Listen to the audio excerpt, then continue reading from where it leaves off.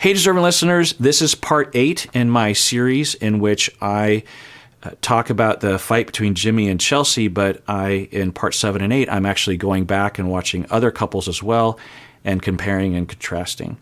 I am talking about a lot of different things that I'm very passionate about and a lot of things that are very misunderstood online, things like love bombing and borderline and attachment styles and abuse. And I have said this before, but I'll say it again, that this series, if there's one chunk of my content that I want to represent me after I'm dead, it is this chunk, these episodes. The rest of it could all disappear, but if there's one thing that I want people to, after I'm dead, or even now, I suppose, while I'm alive, if people are like, what's this, Kirk Honda guy doing on the internet? These are the episodes that represent me the most, the closest, I think, and I'm very passionate about it. So let's continue. I'm not saying that to make you feel bad. I just want you to understand where I'm coming from. So we're getting back to Nick and Danielle, and like Chelsea and Jimmy, Chelsea would be hostile and accusatory, and then when Jimmy would go, well, I don't know what to do with that, or even turn away, then that's when the niceness and the accommodations suddenly start to happen. And then when you turn, then it's more hostile. And this is the abusive cycle. I don't know if Danielle and Chelsea are abusive. Maybe Nick and Jimmy are the abusive ones. I can't know because we're just watching a edited reality TV show. I'm just saying, clinically, when I treat perpetrators of this ilk, this is exactly what it looks like. It is hostile, hostile, hostile, repeat, repeat, repeat. Then when the victim, whether it's beating the victim or putting the victim down or gaslighting the victim or accusing the victim or even abusing the victim with your own victimness, you would say, you victimized me and now I want to kill myself. It's your fault. That is a terrible thing to hear from your partner. And in a certain context, it absolutely is a part of abuse that isn't often talked about. But anyway, so she was doing this to him, and then when he's like this, she starts to be a little nicer. Let's rewind that. But if I were to leave for 3 hours and you were to sit in the closet and cry, you'd probably change the way that you feel. If I was the one that was going somewhere, you have to, I'm not saying that to make you feel bad. I just want you to understand where I'm coming from. Yeah, it's almost identical to Chelsea. That notion of, I'm just telling you how I feel. I just want you to know where I'm coming from. Okay. Because when people say phrases like that, usually it is within a reasonable framework, right? I'm not saying you did anything wrong. I'm just saying that I felt hurt. But maybe it's just me. I'm just telling you where I'm coming from. Okay. But, in this context, she has already dropped the bomb of breaking up because he went to the thing that they signed up contractually to do at this party, and he socialized with a lot of people. That's it. And so she's already said, well, if this is how things are going to be, this isn't going to work. I had to be here alone, by myself. I told you I didn't for have to hours. go. Do you believe me? Do you trust me? I'm not getting it. And very similarly, Nick, as with Jimmy, will eventually get to this point of, wait, do you not believe me? Because that's important, right? And it's, one, critical that you believe me when I tell you that I love you and I want to be with you. But two, it's very hurtful to just be blown off like that. No, I don't believe you. To be accused of that. I mean, the accusation to Jimmy and to Nick is that they're psychopathic, manipulative con artists that never loved their partners and are horrible human beings.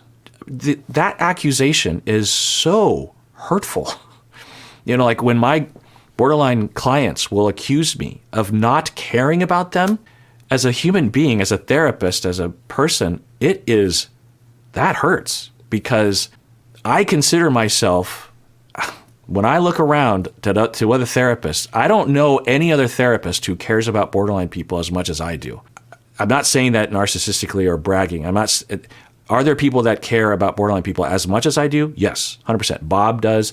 I have other colleagues that do as well. So I'm not like superior, but I work really hard and have worked really hard, and I advocate and I explain and I dedicate and I want these clients. I actually I've been specializing in these clients since the beginning of my career.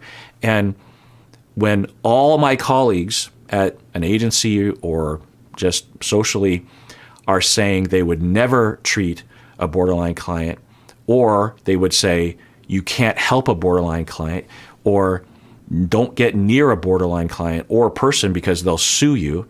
Well, they're saying all those things, and in consultation meetings, they are ridiculing.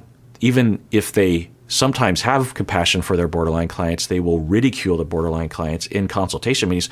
When all that's happening, and I'm not doing any of that stuff, and I am welcoming these people into my life, and knowing that I am setting myself up to be emotionally abused in a sense as a therapist, they're going to be hostile with me. They're going to accuse things. They might even try to sue me unfairly.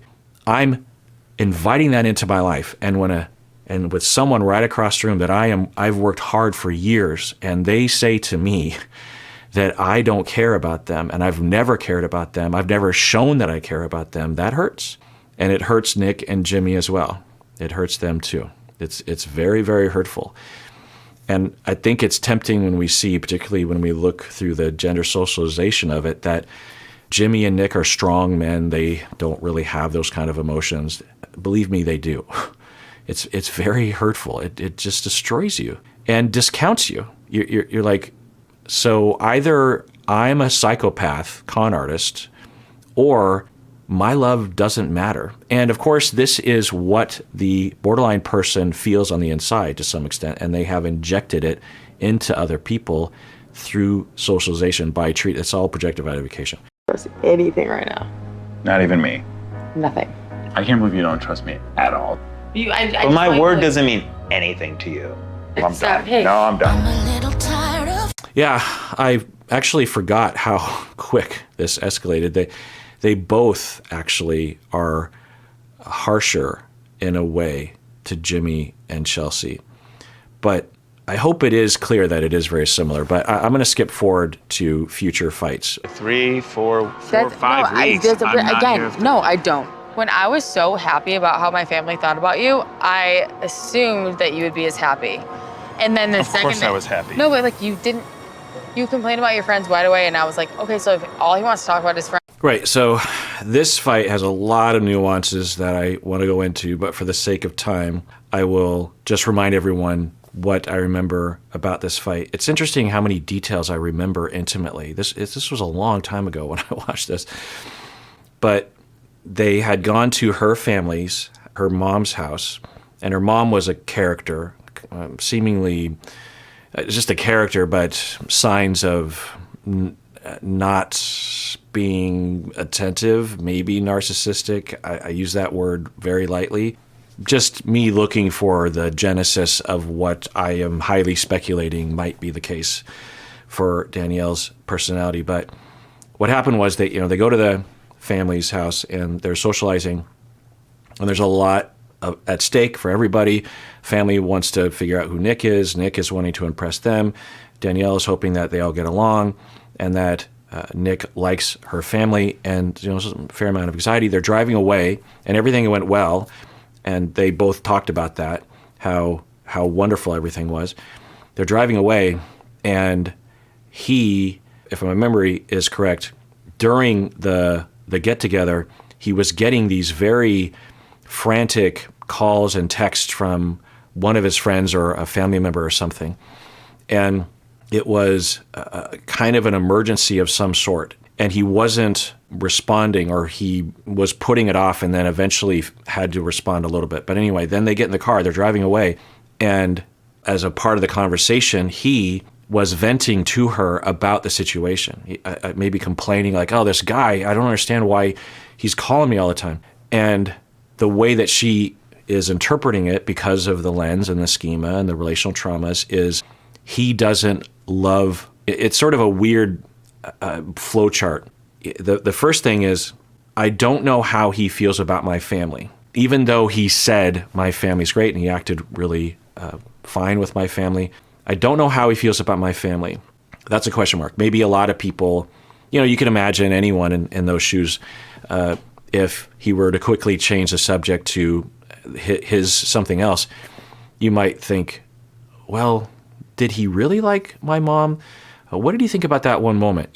That'd be okay. But that thought, normal. But then the flow chart goes to, and if he doesn't like my family, then what does that mean? Does that mean that he is now going to not like me? Does that mean he's not going to marry me? Oh my God, what's going on? I don't know what's happening. And here he is just talking about his family. And is he doing this because he doesn't care about me? He's talking about himself and his own life and his own thing because he doesn't give a shit about me and I am a piece of shit and he is treating me like a piece of shit. That's the flow chart. And for him, he had this wonderful time. He's looking at it like everything went great. They get in the car. He's like, that was great. Your family's really great. They talk about it a little bit. And then he's like, I got to tell you, there's something going on. And then he thinks that it's okay for him to get support from his fiance. Meanwhile, she's spiraling, not because she's choosing, but because of the trauma. That's my memory. Something in that ballpark. Friends, does he actually like me for the right reasons? There were things that popped up in the day yesterday with my family and with my friends that were hard. That were... The day of meeting my family, where I was like really excited.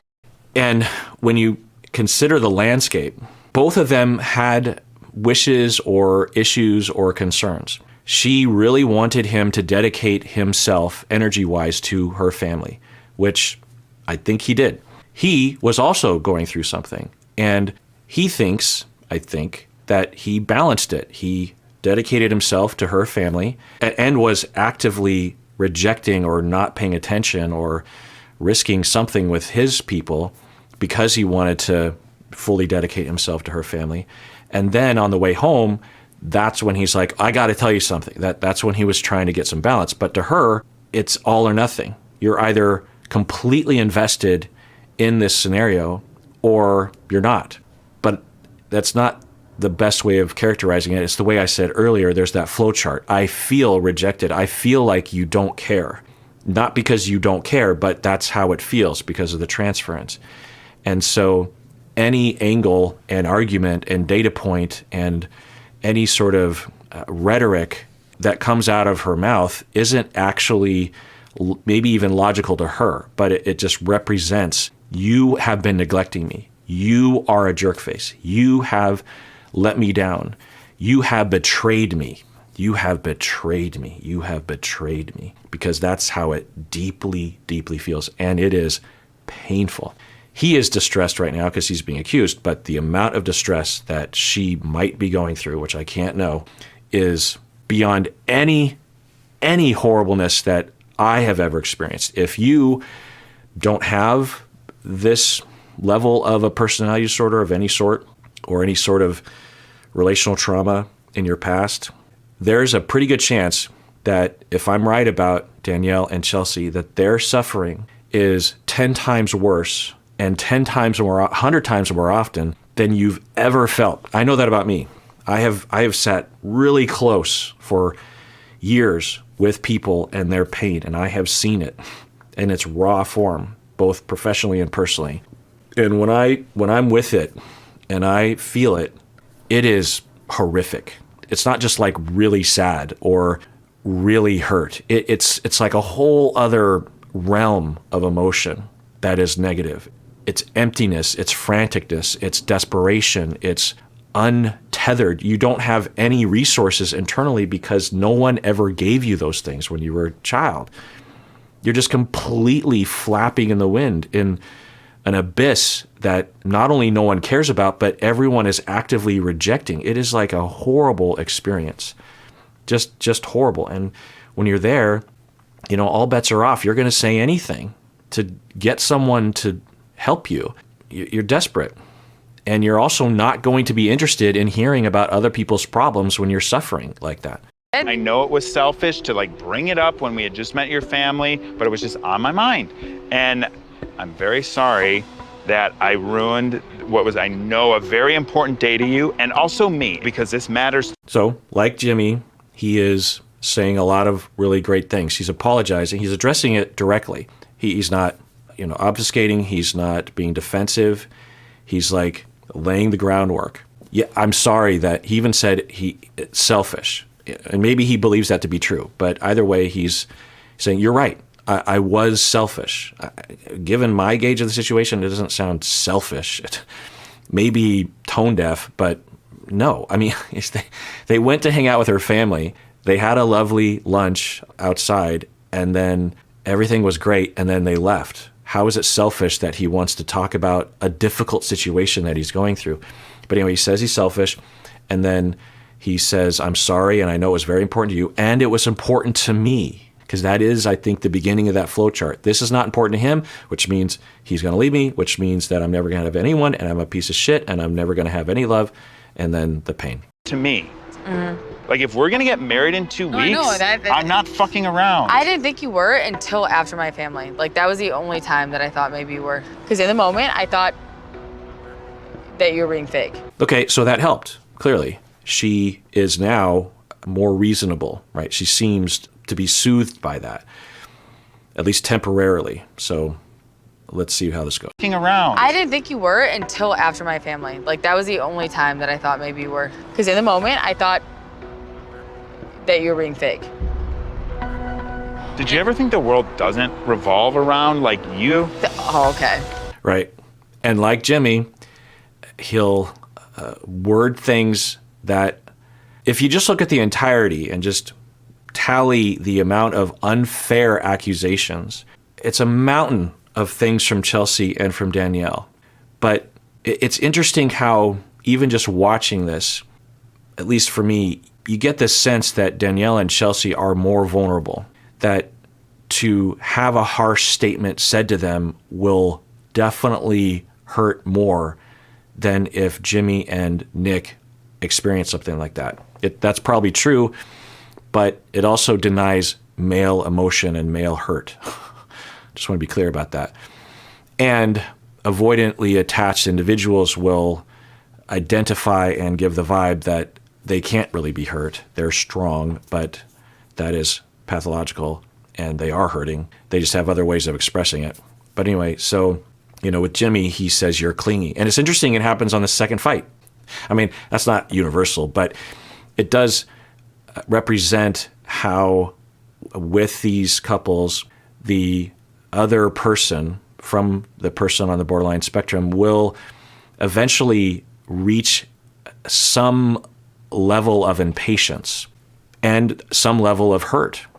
It's like, in this instance, he's like, so I spent all day doing everything I could to please you, and I wanted to meet your family, and I wanted everything to go well, but I knew how important this was for you, and I spent so much energy. And then on the way home, when all of that was done, I was going through something, and I just wanted to vent about it or talk about it, maybe even get some support.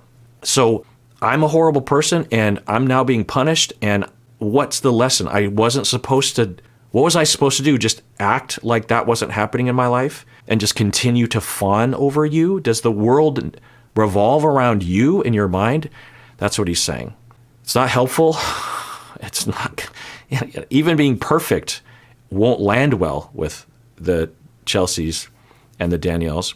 And like with Chelsea, when you say something like this, it just sticks in concrete. You can never dislodge it. Like because even when you're doing everything well, like when I answered the phone from that client and I was being very and she agreed on the phone.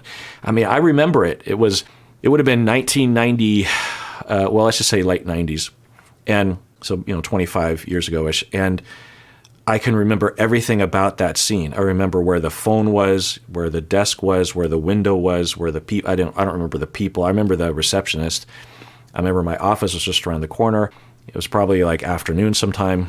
And, I remember everything about it. And I remember And boy, did we talk about it a lot after, as I was talking about earlier. So, I had a lot of time to recall it and document it in my notes and everything, because it was a topic that came up all the time. And it was, at the very least, it was a fine little check-in with your therapist for 5 minutes. But she had remembered it completely differently, that I was being selfish, that I was hurtful, that I was abandoning. I had betrayal. And so for him to say this will be such a betrayal. Even if everything goes well and they go to therapy, 10 years from now, it'll crop up in her. We can imagine 10 years from now, and everything's going great, that they are deciding where to go, and he wants to go to one place and she wants to go to another place. And he says, well, I feel like we went to your restaurant last time, so maybe we can go to mine this time. It'll still be in the concrete, and that feeling of like, he thinks the world revolves around me. That's what he's saying. That's what he's implying. And he doesn't love me. He's going to leave me. I'm in pain. Now I'm angry. And then bad mood sets in, and, discomfort, ambivalence happens, and it ruins the night. Not necessarily. In a perfect world, which I have worked with clients who get to this place, and many other therapists have as well. I'm not a magical person. The client will feel the feeling and have a little bit of shortness, just like, well, okay, fine, we'll go to your restaurant then. Okay, so little miffiness, and then the partner is like, uh-oh, what's happening? And then, I guess best case scenario, the partner is like, what's going on? Are you okay? And then the borderline recovered person says like, I don't know, I'm feeling like I'm getting into a bad mood. I don't know what's happening right now. Why am I feeling this way? What happened? And then the partner says, well, we were deciding about where to go to dinner. Are you upset that we are not going to go to your restaurant? The borderline person says, yeah, that must be it. And you know what happened? 10 years ago, remember when you said that the world revolves around me? Well, I'm not bringing it up to get in a fight, but I was reminded of that. And can you reassure me that you don't think that? And then the partner, because they've been through a lot of couple therapy, the partner says, no, I don't think the world revolves around you. And I'm so sorry I said that. I was upset, but it's no excuse. And I don't think that about you. I guess I'm just being selfish about what restaurant to go to. But I love you so much that I don't give a shit about going to Italian. If you want to go to tacos, then I'll go to tacos. I don't care. I love you too much to let that come in the way of our love, something like that. And then the borderline person's like, okay, thanks. No, we can go to Italian. And everything's good. So there's a way. It's still there, but there's a system and a practice and an understanding and a language that is almost never given to anyone, let alone couples that have someone in the relationship that has borderline. And often when someone has borderline, the other person has some other issue. They're on some other spectrum. Sometimes borderline as well, but it could be something else. Could be narcissism, could be something else. Could be just avoidant attachment style or something. And by the way, everything I'm saying could be generally applied not only to borderline, but also to preoccupied attachment. And also I want to be clear that there are people with borderline personality at the severe end that have an additional set of symptoms that can be noticeable that I'm not really talking about because I'm not seeing those kinds of things with them.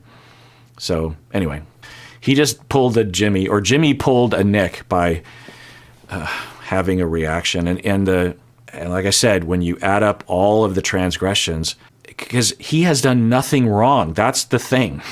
He just said something that was hurtful. But she has started 2 fights over nothing. Nothing has happened. In fact, going to her family and doing a really wonderful job as a partner, he succeeded. He went above and beyond. And yet she's still punishing him. So she is, in my estimation, more the transgressor. He wouldn't even be in this mood to say such a thing if he hadn't been experiencing the blame and the messages and the anger. So that's clear. Having said that, he shouldn't say that. Just like Jimmy shouldn't say, you're clingy. There's a lot of other ways to describe that. the world revolved around me because I was excited about my family, and you wanted to talk about your friends? Okay, yeah. I've dated people with narcissistic personalities before, and I was just like, fuck. Yeah, and I'm guessing I said this back then as well, that, yeah, he might be on the narcissistic spectrum. There's no sign of it really, but when you look at the scenario that he spent all day with her family and dedicating himself to that, and then on the way home, he just wanted to talk about something that he went through. He is now suffering from narcissistic personality disorder. If anything, she's the one that's being more narcissistic, right? She's the one that is not seeing the world at times through other people's point of view. You know, if she did, she'd be like, he has feelings too. He was suffering, you know, in a lot of scenarios, given what I understand to be what happened, most people would say that even if at the lunch with the family, if he had said, sorry, we've got to go, or, hey, Danielle, can we take a break for a second? I got to tell you what's happening. Even if he had done that, I would have said, that's understandable. I forget if he goes into detail about what was actually happening, but you know, that would be understandable, and not self-centered, right? Because it wasn't like she was suffering and he was suffering, but he was making it all about him. They were at lunch with her family and he was suffering. It's like different categories of things, right? And I think Nick doesn't want to talk about, I think he eventually says, I don't want to say on camera what I was going through because I don't want to disclose other people's problems and information, but let it be known it was a very, very big deal. Because I was happy that my family liked you. I'm fucking sorry. And if that's how you feel about me, then Okay. that's fucked up. I had things going on yesterday outside of your meeting your family, okay? Sorry, but like the way that you're talking to me right now, I can't. Right. And is it a good idea to raise your voice? No. Does gender matter? Yes. For men to raise their voice to women, it's not the same as women raising their voice to men. Can women raising their voices be abusive? Absolutely. So it's all part of the context. But if you were her friend or her therapist even, then given what I think her narrative will be after this, then you would be convinced of a very different scenario than what actually is happening. Narcissistic personality disorder he suffers from. He makes everything about him. He is verbally abusive. He calls me names. He says the world revolves around me. He gaslights me. If you heard that from her, you would think he was a monster and she was a victim. Maybe she is, and maybe he is. I can't know. But from the data on the show, I'm just telling you, in real life, when I am working with clients, that sort of thing will happen. People with personality disorders distort their perceptions with particular situations. They don't distort everything. They just distort things that trigger their traumas that cause them to have schemas emerge that taint everything that's being perceived and encoded in their memory. And they're having such emotion that it affects what they are experiencing. They interpret everything in a distorted way. We've seen that with Chelsea and with Danielle, I think. I don't know, but that's the way it looks. So I hope that that's also important to know, because when someone claims to be a victim of being abused, generally speaking, you want to believe them, but there are cases in which the person claiming, and this is, you'll hear this as well, abusive people will often claim they're the victim, right? And the way they paint this on TikTok and on the internet is that the abuser knows that they aren't the victim. They know they're abusing their partner, and they're manipulating everyone around them to be convinced that they're indeed the victim. You know, think Mildred and I forget Mildred's partner, but that's the way people talk about it. Does that happen? Yeah, but it's not the norm. The vast majority of the time, the individual is distorted. They're reacting. It feels that way to them. We don't think in this moment, I hope, that Danielle is just making this up as a manipulation. It feels this way to her. She feels that he is toxic, that he is abusive, that he is being unfair, that he is manipulating her, that he doesn't love her. and is just using her for something. He's just manipulating her and conning her. He never loved her. That's how it feels to her. That's how it feels to Chelsea. And then that's when the distortions come up. Chelsea, actually, I read this thing that Jess, during the Nick Vile podcast, Jessica had said that behind the scenes or something, Jimmy is a lot more toxic than the edit is presenting. And maybe he is. But there's a pretty good chance that, like Danielle with Chelsea, because of everything that I just said, there's a completely made up, almost delusional narrative.